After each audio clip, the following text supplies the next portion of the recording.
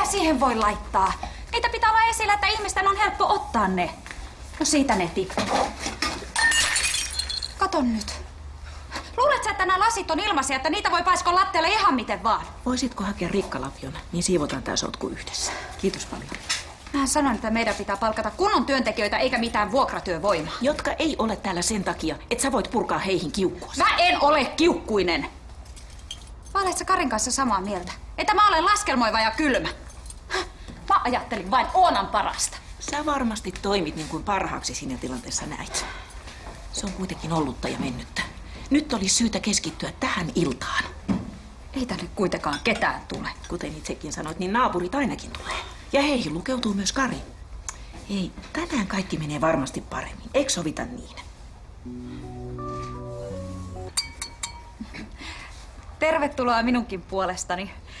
Me halusimme tarjota teille champagnea, aitoa sellaista. Joidenkin on sitten vaikea ymmärtää, että tilaisuuksiin on kohteliasta saapua ajoissa. Anteeksi.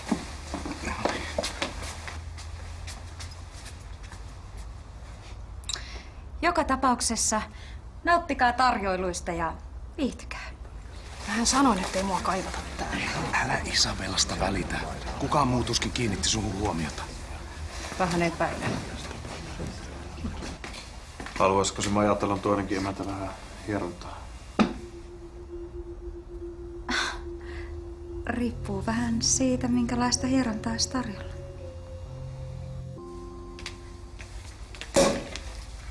Tätä on turha jättää kaappiin pilaantumaan. No mitä jos joku vieras päättää yöllä tilata vähän kuohuvaa?